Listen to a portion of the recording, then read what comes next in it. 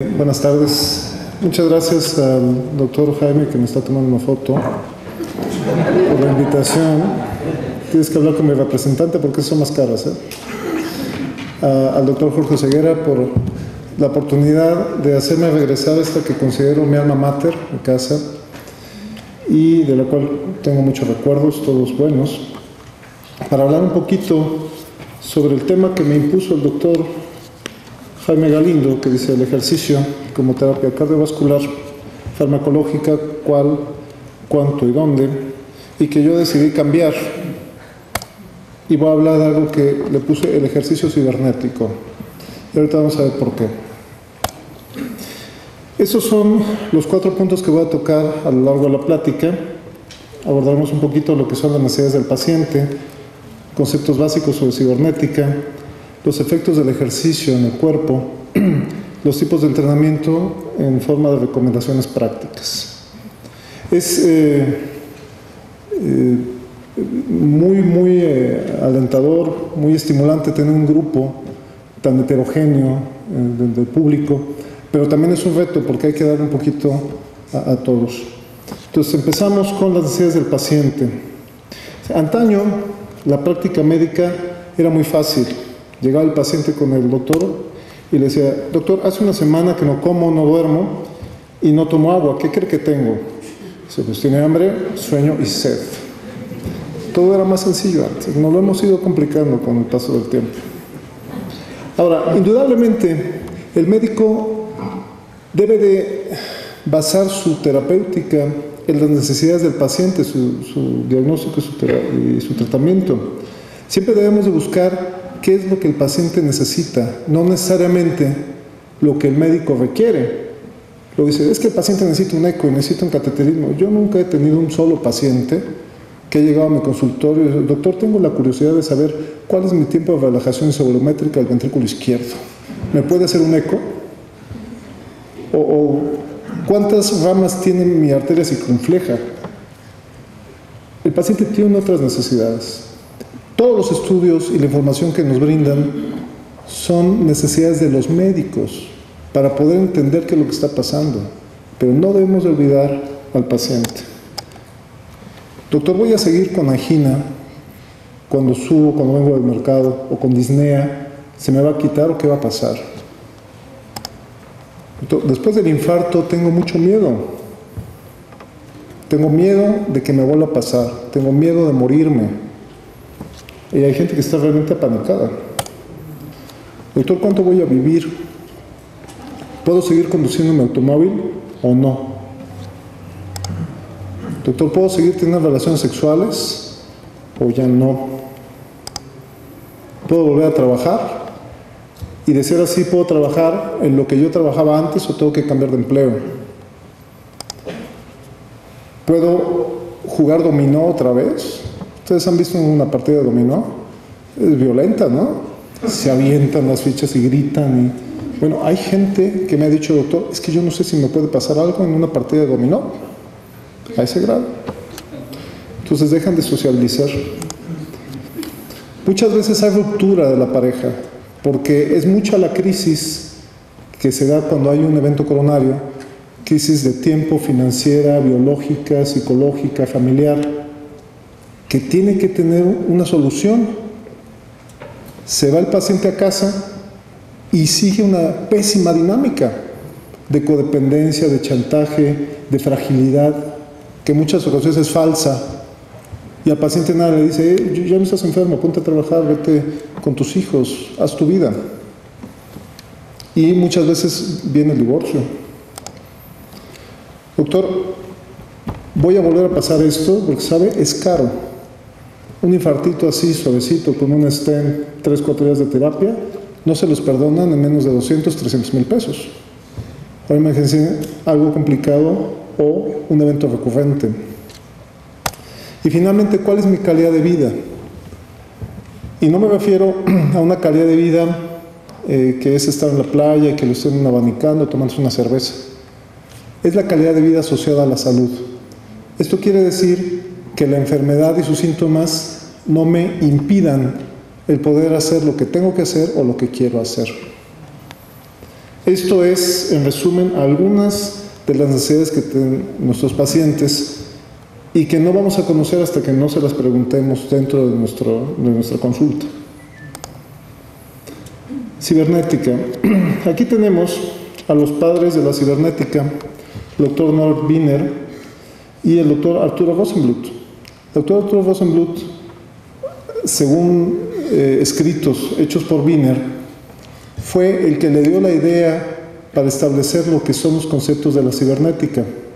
Arturo Rosenbluth, médico mexicano, fisiólogo, propuesto para premio Nobel 2 veces de medicina y uno de los más grandes cerebros que hemos tenido aquí, porque además traspasó los límites de la medicina, se metió en cada cosa que cada vez la historia le da más razón a la inteligencia de Arturo Rosenbluth. Entonces, ¿qué es la cibernética? Este concepto que ellos acuñaron. Cibernética es un concepto, no es una técnica. Es el estudio interdisciplinario de una estructura que regula los sistemas. Simplificando, la cibernética es la teoría de la información, la teoría del control y la teoría de los sistemas, al menos en su forma de primer orden. En el siglo XX, la cibernética se puede aplicar por igual a sistemas físicos, biológicos y sociales, basados en algo que llamamos lenguaje.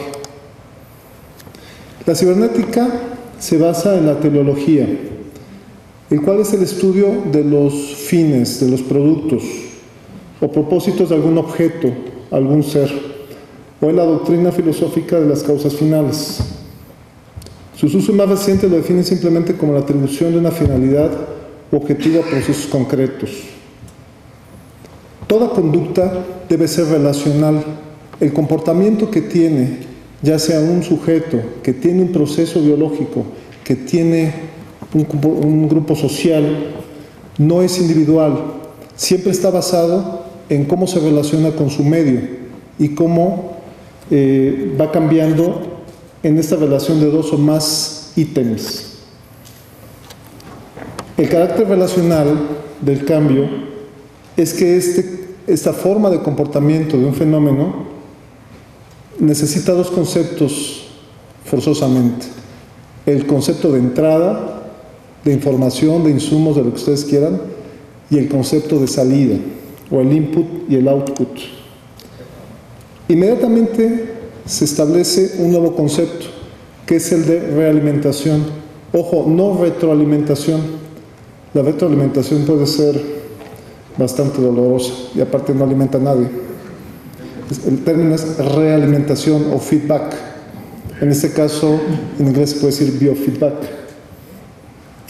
Y lo que nos dice el feedback es que dentro de un proceso se tienen insumos.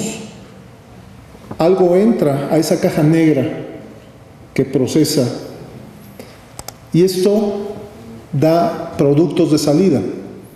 Ahora, parte de esos productos vienen a ingresar nuevamente a esa caja negra de procesos como una entrada, como un input. Y es lo que se llama la realimentación, es decir, el sistema se autorregula. Y nosotros no podemos entender la medicina como se entiende actualmente sin los procesos de realimentación, particularmente a nivel de control del organismo, sistema nervioso, sistema endocrino, sistema cardiovascular. Eso es el ejercicio. Ustedes pueden ver cuando una persona no hace ejercicio y claramente la forma de su cuerpo y la manera en la que esta funciona es radicalmente diferente. Se le nota cuando hace ejercicio y cuando no. Y además, se nota qué tipo de ejercicio hace. Y todos son atletas de alto rendimiento. Y sus cuerpos son radicalmente diferentes en estructura y en función. ¿Gracias a qué? A la cibernética. A esos procesos de realimentación. En ocasiones realimentación negativa, en ocasiones realimentación positiva. Entonces, esto nos da el poder de cambiar nuestro cuerpo o el cuerpo de los pacientes a voluntad. Podemos hacerlo cambiar en forma y podemos hacerlo cambiar en función. Y es por eso que el entrenamiento físico se ha convertido en una evidente, franca y útil herramienta terapéutica para los médicos. Que además, dicho sea de paso, esto no tiene 300, 400 años que tiene la medicina alópata, tiene miles de años. Hablamos un poco sobre los efectos del ejercicio físico y para esto definamos qué es ejercicio. No toda actividad es ejercicio, aunque algunos piensen lo contrario. El ejercicio es aquel movimiento, según Galeno, hace cerca de 2000 años, que tiene ciertas características. Debe ser vigoroso, debe de provocar cambios en el cuerpo, cambios en la respiración. Fíjense cómo Galeno ya estaba hablando de conceptos tan actuales como el consumo de oxígeno, en términos de hace 2000 años, ¿no? Simplemente el cambio en la respiración. Incrementa la condición de las partes firmes del cuerpo, aumenta la temperatura, los líquidos son suavizados, los sólidos suavizados, los líquidos diluidos, los ductos purgados y los excrementos evacuados. Cualquiera que haga ejercicio sabe que esto es cierto. Y fíjense cómo la manera en la que uno hace ejercicio empieza a realimentar esos procesos, por ejemplo, metabólicos. La forma en la que el cuerpo elige qué vía metabólica va a usar preferentemente para la producción de energía depende de la manera en la que nosotros introduzcamos la información en esa caja negra, es decir, la manera en la que nosotros hagamos ejercicio. En este ejemplo podemos ver cómo, dependiendo del tiempo que llevemos haciendo ejercicio, el cuerpo va a utilizar porcentajes diferentes de ácidos grasos libres como fuente de energía. Aquellos ejercicios prolongados basan prácticamente toda la producción de energía en el combustible que más energía nos da, que son los ácidos grasos, con la beta-oxidación y la cadena respiratoria, en presencia de oxígeno. ¿Sí? Y cómo cambia la preferencia de la glucosa como sustrato o de algunos otros sustratos, como pirofosfatos, como proteínas y demás. Entonces, la duración del ejercicio nos hace elegir qué vía metabólica vamos a utilizar. Pero también la intensidad del ejercicio. Si nosotros trabajamos a intensidades bajas, tanto como el 25% del consumo de oxígeno máximo o pico, el cuerpo prefiere los ácidos grasos libres del plasma, los triglicéridos y la glucosa. Pero si el ejercicio se hace muy intenso, fíjense cómo la fuente metabólica que predomina es el glucógeno. Y son ejercicios que por lo mismo no pueden ser mantenidos durante mucho tiempo, porque sobreviene la fatiga. La fatiga muscular durante el ejercicio se da por la glucógeno-miocitopenia, es decir, se agotan el atesoramiento que hay de glucógeno, los depósitos de glucógeno muscular, y eso hace que el músculo ya no tenga fuerza para contraerse, la fatiga. Entonces, ejercicios intensos van a hacer que nosotros podamos llevar a cabo ciertas actividades muy explosivas, con alta utilidad de energía, con mucha carga de trabajo, pero con tiempos cortos, ¿sí? Y no vamos a utilizar más que sustratos, combustibles que nos puedan dar energía rápidamente. Mientras que otros que nos pueden dar mucha energía, pero que necesitan más tiempo, no van a ser elegidos, como en este caso los triglicéridos, por ejemplo. Ahora, el consumo de oxígeno.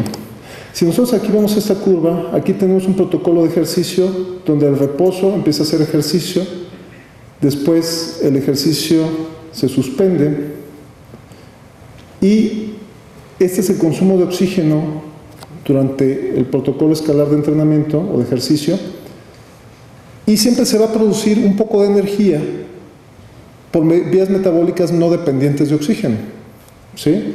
Lo que nos va a generar lo que llamamos déficit de oxígeno.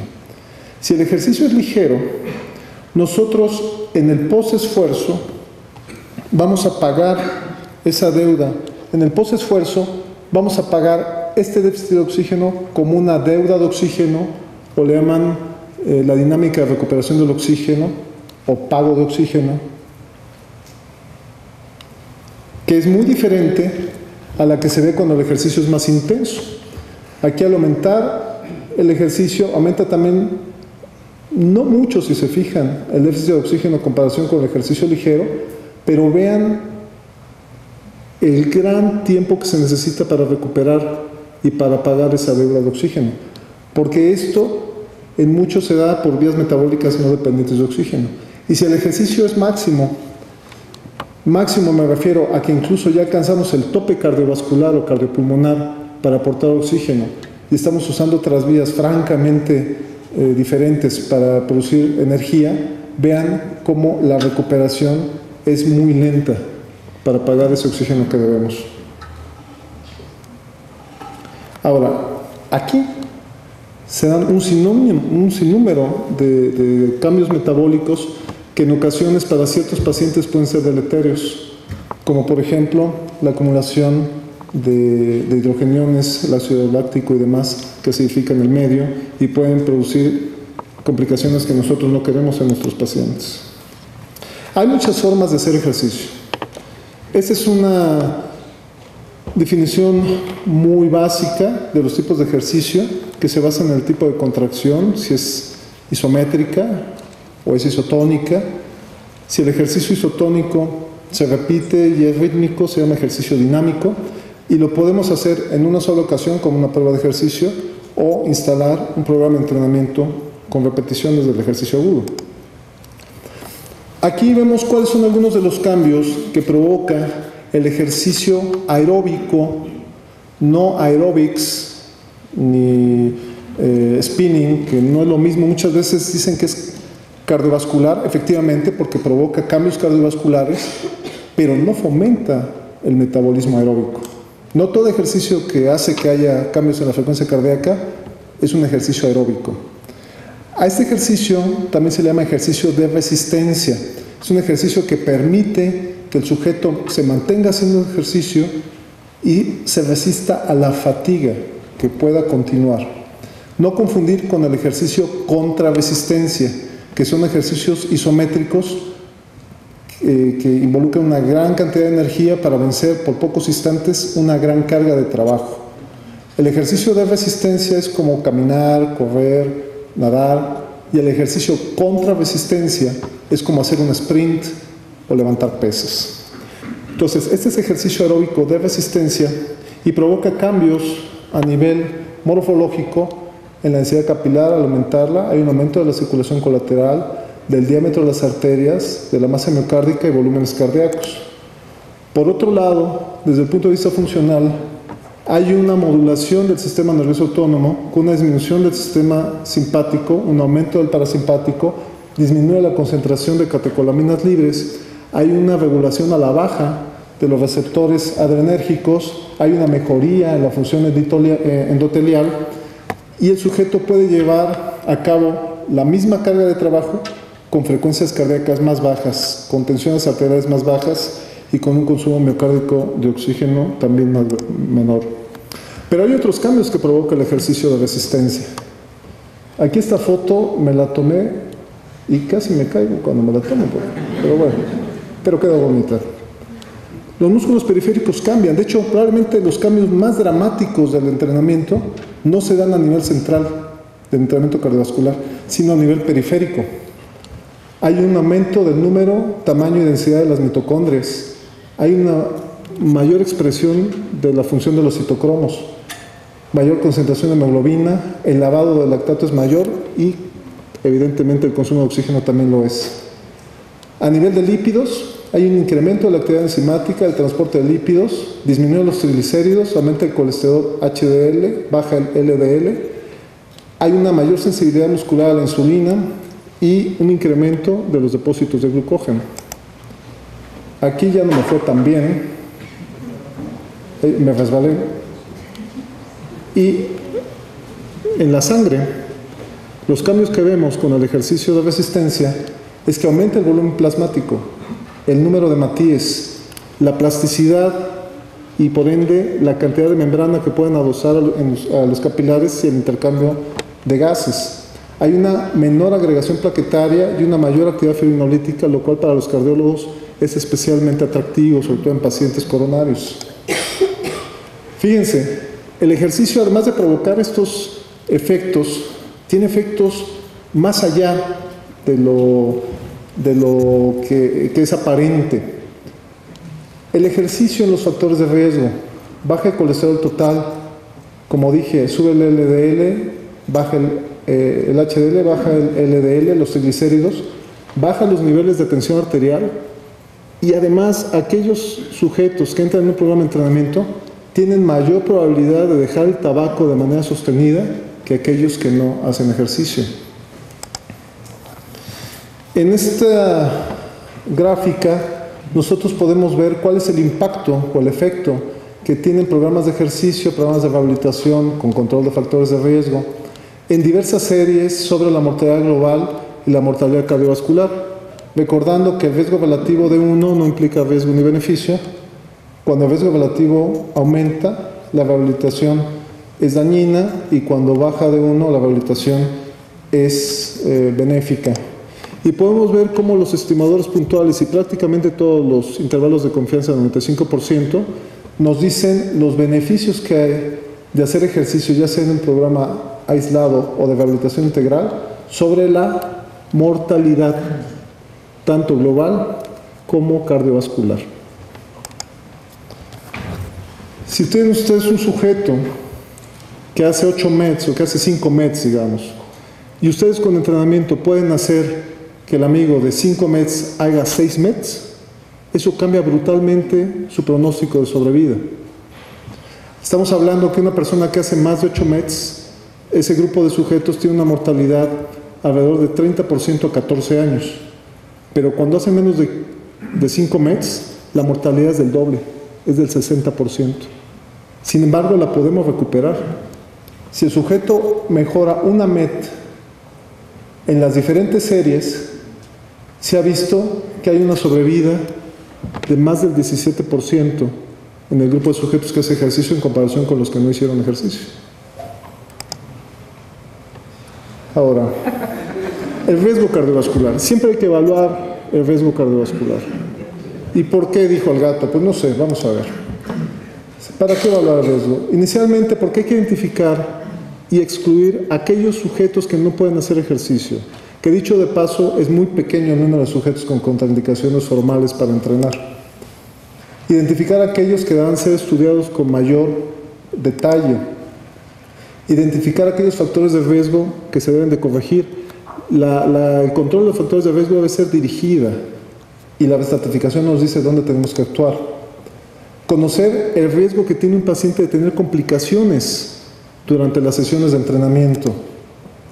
Identificar aquellos que requieren un programa de entrenamiento altamente supervisado. Algunos podrán ir a hacer ejercicio a su casa o al parque, incluso siendo pacientes cardiovasculares, pero otros no. Otros necesitarán ir a un lugar donde los supervisen con trazo electrocardiográfico, monitoreo de la presión arterial, síntomas, cotidianamente, hasta que su condición mejore. Y detectar alguna necesidad diferente. Entonces, aquí vemos algunas de los datos que propone la Sociedad Norteamericana de Medicina del Deporte para evaluar el riesgo de los pacientes. Entonces, lo estaría en 4 grupos.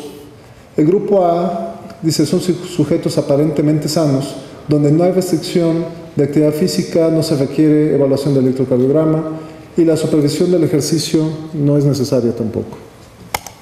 Tenemos un segundo grupo donde ya hay pacientes con enfermedad cardiovascular, incluso pacientes con falla cardíaca, ¿sí? Pero que no tengan estas características, es decir, que no estén en clase funcional 1 o 2, que no tengan una mala tolerancia al esfuerzo, que no tengan datos de insuficiencia cardíaca, que tengan una buena tolerancia al ejercicio, que no tengan arritmias ventriculares y que además sean capaces de autoevaluar su tratamiento. Hay pacientes incluso con falla cardíaca que pueden atender a algunos profesionales que no necesariamente sean cardiólogos especialistas, pueden ser internistas, incluso pueden ser otro tipo de médicos, pero sí deben de hacer una muy buena identificación del riesgo cardiovascular.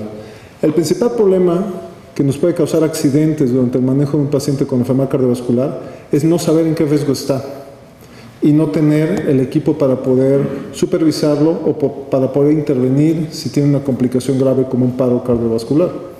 Entonces, necesitamos hacer una correcta evaluación de riesgo. Tenemos un grupo que le llaman clase C, donde el paciente tiene características de mayor riesgo. Y aquí se dice que, además de que se debe prescribir individualmente la actividad física, la supervisión debe ser en cada una de las sesiones. En el grupo anterior, la supervisión puede ser en las primeras sesiones y si el paciente tiene un buen comportamiento puede egresarse y hacer un programa de entrenamiento domiciliario. Aquí no. Y tenemos un cuarto grupo donde sus condiciones son tan inestables que la actividad física no se recomienda con fines de entrenamiento físico, salvo para tener un poco de mejor calidad de vida en las actividades de vida diaria, y se deben de instalar otras medidas para mejorar sus condiciones y hacer que pase de la clase D a la clase C o B y poder entonces utilizar el entrenamiento físico. Ahora, las generalidades de la prescripción del entrenamiento. El ejercicio debe de cubrir objetivos de salud, pero también debe de obedecer a las metas de cada quien. Hay sujetos que tienen incluso metas deportivas. El hecho de que un paciente esté enfermo no quiere decir que no pueda ser un atleta, ¿sí? No hay por qué restringirles el que tengan una actividad competitiva. Ahora, no todos pueden ser atletas, ¿sí? Tenemos que hacer un estudio cuidadoso de ver a quién le vamos a recomendar que no haga su actividad deportiva, a quién sí y qué tipo. Los componentes de cualquier actividad física en general inician con una buena base aeróbica o ejercicio aeróbico, además de ejercicios de fuerza, resistencia muscular, flexibilidad, agilidad, equilibrio y composición corporal. Es importante no sobreentrenar al paciente. Y cuando uno programa un plan de entrenamiento, siempre debe tomar en cuenta las metas del paciente o del sujeto, que puede ser un atleta, la habilidad física, la condición en la que está, el estado de salud y la disponibilidad que tiene para utilizar equipo especializado. En general, el ejercicio aeróbico debe ser de moderada intensidad y debe de complementarse. Un sujeto no debe hacer solamente ejercicio aeróbico, ni el cardiópata, ni un atleta, ni una embarazada, ni un niño en la escuela. El ejercicio tiene que ser integral, con ejercicios de resistencia y flexibilidad al menos 5 veces a la semana. El ejercicio aeróbico vigoroso se recomienda en cierto grupo de sujetos al menos 3 veces por semana. Se debe combinar el ejercicio aeróbico y el no aeróbico. El tipo de ejercicio aeróbico debe ser rítmico y deben involucrar siempre reclutando grandes grupos musculares.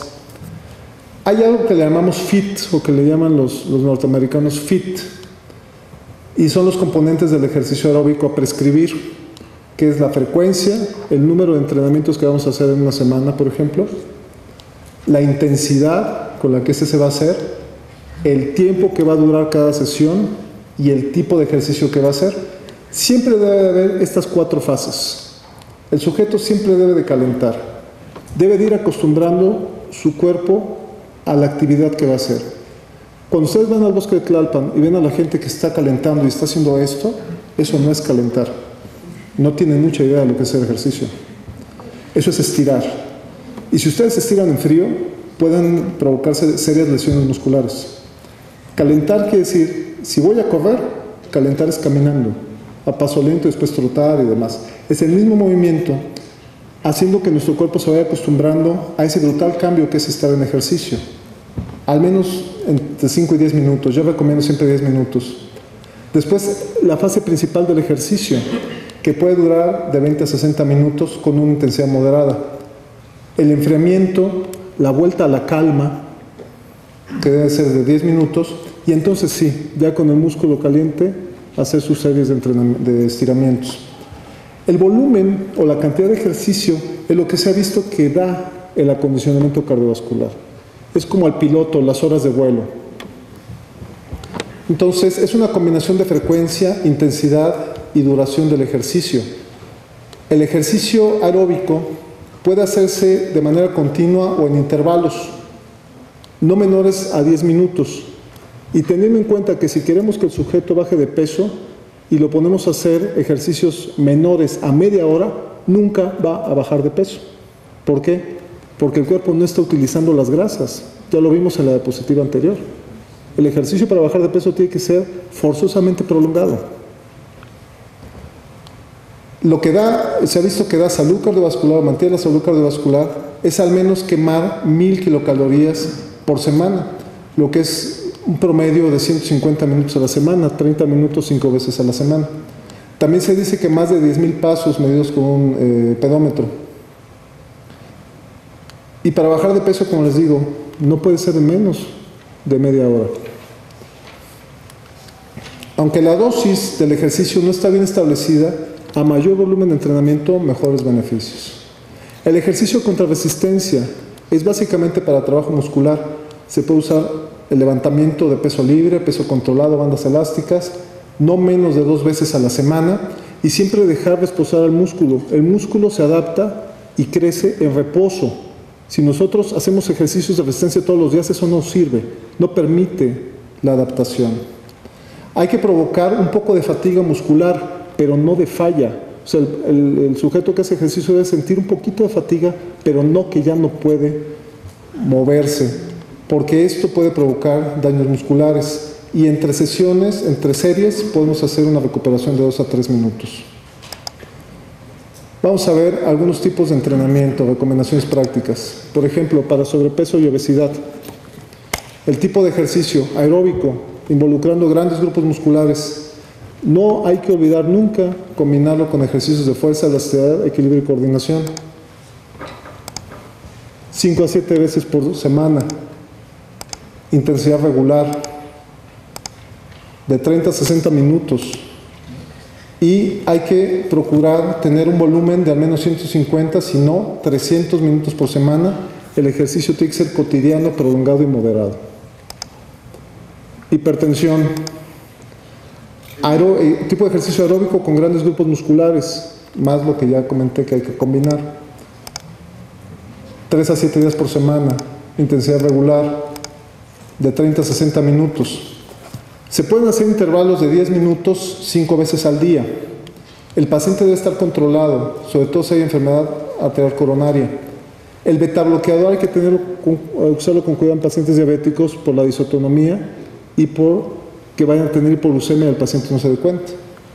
Hay que tener cuidado con la hipotensión post-esfuerzo, evitar valsalva y el empuñamiento. Diabéticos, el mismo tipo de ejercicio.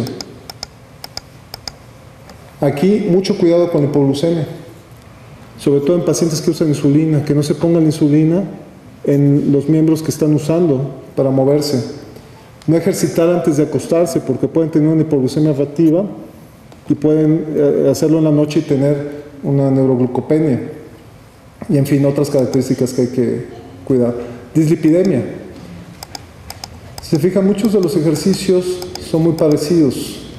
Aquí hay que tener cuidado con las lesiones musculares que están asociadas a ejercicio intenso junto con la combinación de estatinas. Enfermedad arterial periférica. Aquí el ejercicio debe ser interválico y hay que llevar al paciente, no tan fuerte, a la claudicación. El paciente tiene que claudicar para que eso tenga una respuesta. El paciente tiene que saber que le va a doler un poco. Le duele, se suspende el ejercicio y después se vuelve a hacer en forma de intervalos. Se prefiere la marcha. 5 días a la semana, regular, aunque tienen que presentar claudicación. Y hay que tener cuidado con el clima frío. El paciente debe de suspender el tabaquismo. Ya casi acabo, ya casi. Cardiópatas, en general, cardiópatas no complicados, de bajo riesgo. Ejercicio dinámico, aeróbico, más el ejercicio contra resistencia. 7 días a la semana, de intensidad regular, con un BORG 11 a 14. Una duración también de 60 minutos. Y aquí hay que tener mucho cuidado en quién escogemos para hacer ejercicio y cómo programamos el ejercicio. Hay que tomar en cuenta el umbral isquémico, pacientes de alto riesgo, hay que referirlo a unidades especializadas. Enfermedad pulmonar. Aquí es importante trabajar la musculatura torácica, porque es algo que mejora mucho la disnea de los pacientes.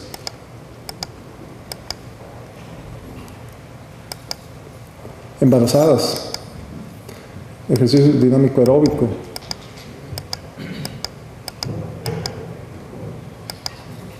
Niños y adolescentes.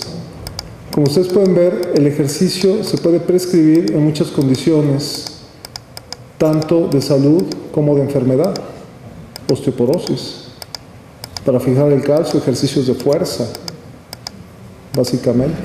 Artritis reumatoidea, osteoartritis.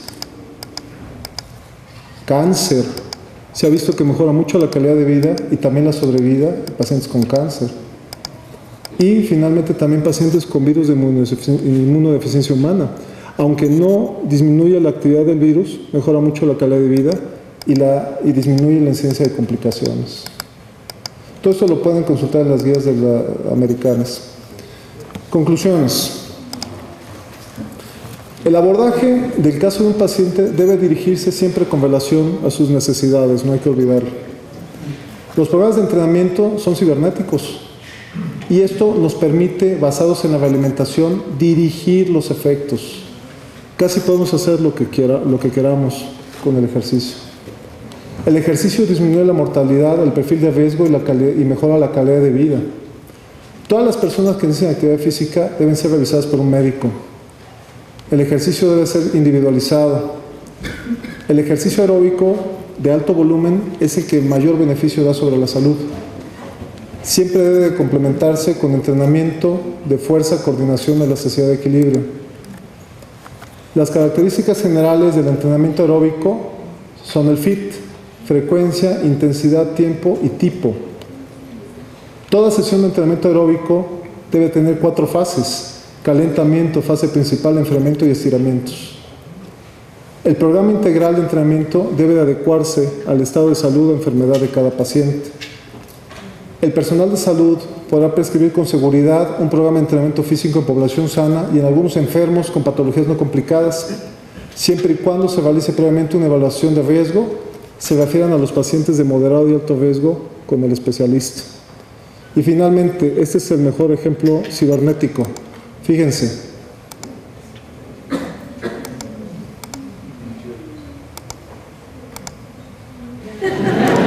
Muchas gracias.